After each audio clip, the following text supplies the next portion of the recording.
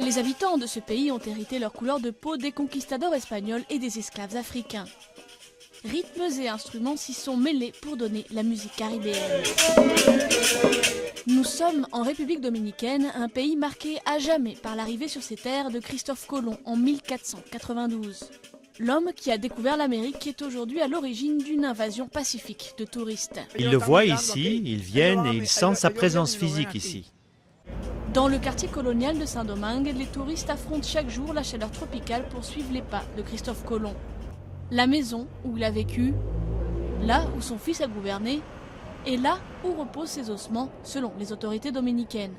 Mais la controverse veut qu'il se trouve aussi à des milliers de kilomètres de là, à Séville, en Espagne. A priori, les restes de Colomb se trouvaient à Séville, mais lors d'une réparation, on a découvert en 1877, dans la cathédrale de Saint-Domingue, les ossements de Colomb à l'intérieur de l'hôtel principal. Le coffre où ont été retrouvés les ossements portait le nom de Christophe Colomb. Une preuve suffisante selon les historiens dominicains. Mais tests ADN à l'appui, des scientifiques en Espagne affirment que les vrais ossements se trouvent dans la cathédrale de Séville.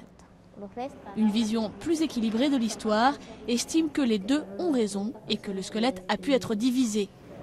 Car la dépouille du navigateur a beaucoup voyagé.